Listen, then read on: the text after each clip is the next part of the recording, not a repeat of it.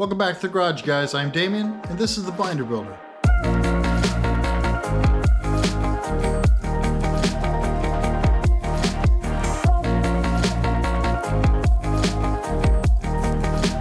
Can you do me a favor and go ahead and hit that like and subscribe button for me? I'd really appreciate it. If you're following the build, you know the last couple of videos was all about finishing up the main cage structure, and it finished off with fully welding everything together. And that means in today's video, I get to reconstruct the dash, filling in all the places I cut out last time. So the end goal of all this work that I'm doing in the interior, particularly on the dash, is to make the stock dash pad fit back on the dash, even with and where the cage is sticking through it. Kind of like one of those cool pre-runners you see at off-road expos or on builds on YouTube. To do that, I need to keep welding on the stock sheet metal. And if you've watched the last couple videos, you know I'm not exactly the best at that. Regardless, just like the old RC car The Frog would say, no guts, no glory. The 023 wire works much better with the thin stock sheet metal. So my first task today is swapping the 035 for the 023. With the welding wire swapped, I got to welding the A-pillar bars down by the heater channels. I'm still not very good at the thin stuff, but I'm getting there. All right, guys, did some welding. Definitely not a bodywork guy, so I'm gonna show you the good side, because the other side is just horrible. Here you go. So that actually doesn't look too bad, but yikes. It's definitely not where I want it to be either. All right. I'll show you the other side, but it's solid, but it's not pretty. I mean, I could have done, I try to do a lot better of a job, but what are you gonna do? All right, so it's a new day. I'm looking at finishing off the dash so that I can get everything cleaned up in here and I can start working on the actual dash, which is kind of where I really want to be. So this actually is not as bad as the other side. I actually got most of it as a, I think there was a little hole that popped through there. So I tried to fill that. That's what that little nubbin is. And you can see up here kind of issues. On this side, I kept just popping through, and I actually went back and double welded it. That was unfortunate. Another unfortunate thing about welding and the dash in this area, I think I screwed something up with the door hinges. Anyway, so after I welded this side, this is what happened to the door. Check it out. See how low it is? And you have to lift up to get it in. So there, now it works. See, I got to slam it.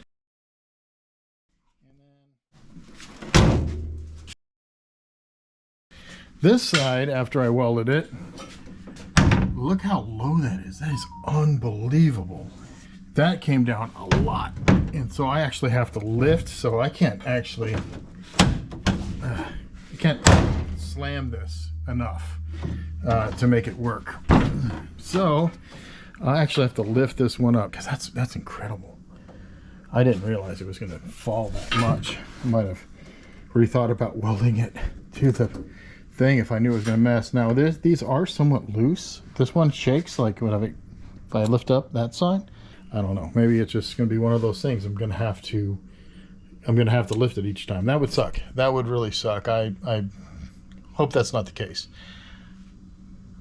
But live and learn. I'm telling you this so you guys know otherwise. So if you do what I am doing, do not weld to this part, because that's where everything changed when I welded to that.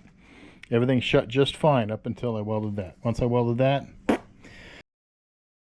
right, so next we're going to do the time-sucking activity of putting the dash back together again. Now, as you know, I want this dash to be back together, and so I am going to trim out this this cutout that I cut out and put it back in, and then welding it back to this as well.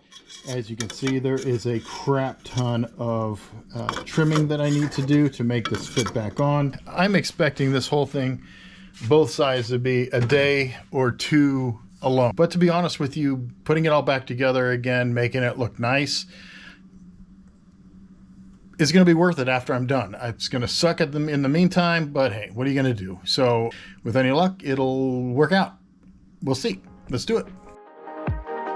So this is where I spent basically a ton of time marking things out, trimming little bits at a time. Starting first with the side closest to the door and then going to the dash side.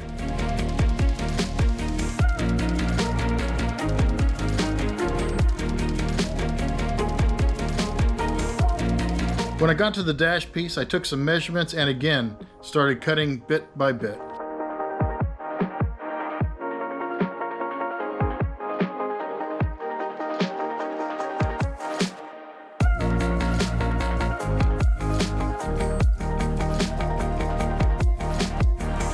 Don't worry, your video didn't freeze. I did kind of disappear here. Actually, what the problem is, I got impatient.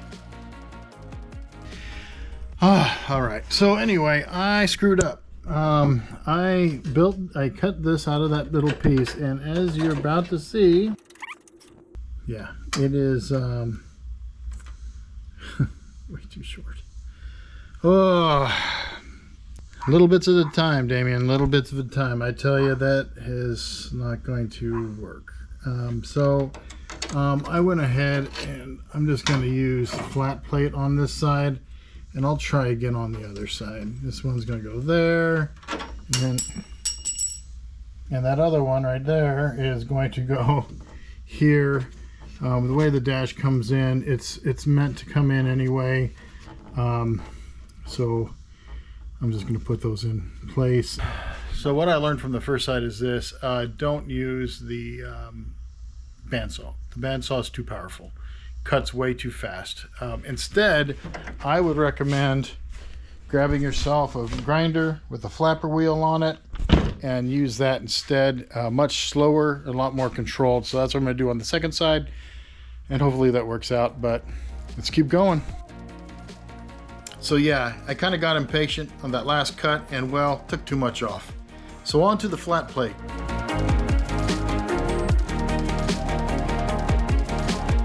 Here I am measuring, trimming, tacking in pieces, and every once in a while you'll see I use a hammer to get a curve in the plate. A funny thing happened while doing this. I noticed that as I was welding, the door closes.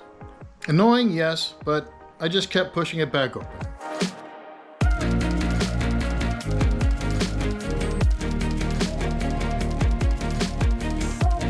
Eventually, I stuck my welding glove in the crack of the door to keep it from shutting.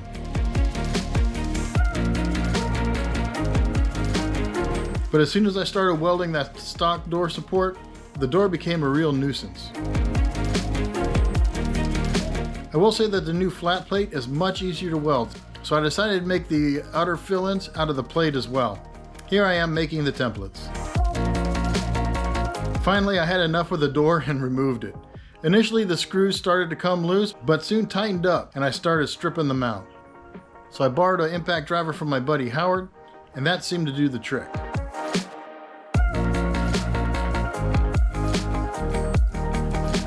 And eventually it came off. Then I took my templates, cleaned off my thinnest metal plate with a wire wheel, drew out the templates, and then cut them on the bandsaw. Soon I was pushing and shaping the fill-in pieces into the gaps where the cage and the A-pillar meet. As soon as they took shape, I tack welded them in place. I even welded the backside a bit to give more strength to the structure.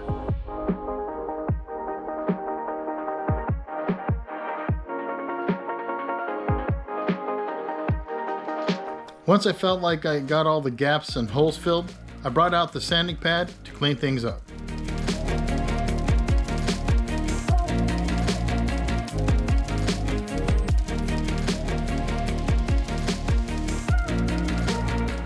Once the passenger side was done, I realized the bug was too close to the shelves to be able to open and remove the driver door. So I made up my mind to move it out a little bit and make my life easier. Initially, I thought I could scoot it away from the shelves enough to do what I needed to do, but I was wrong. So I decided to lower it to the floor so I could move it well away from the shelves and actually take off the door like I had the passenger side.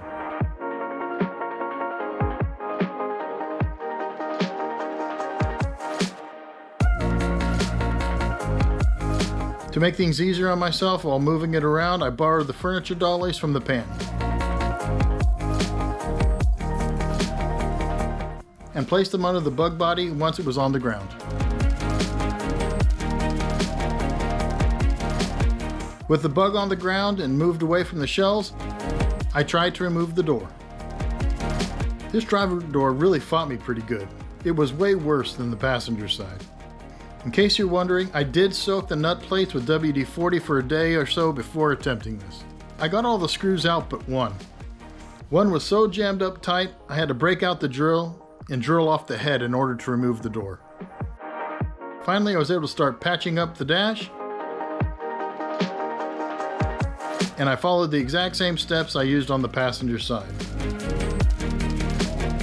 Now, I know I said I was going to try to use the stock dash contoured piece that I cut out, but the plate is so much easier to weld, I just kept using it.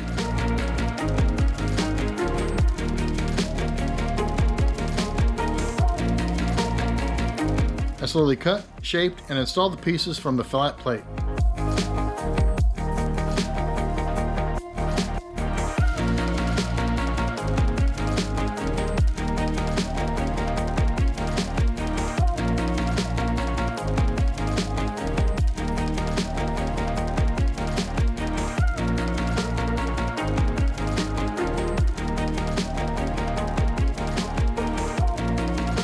After everything was welded in and sanded down, it actually looked pretty good.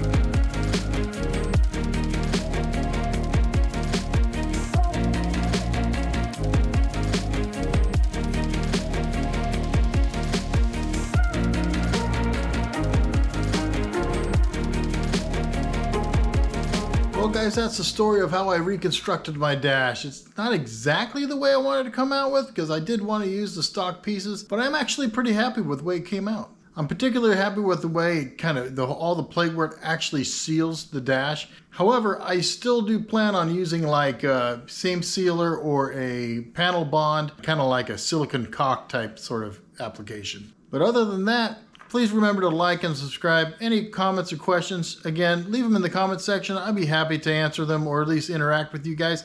I'm Damien. This is the Binder Builder. I'll see you on the next one.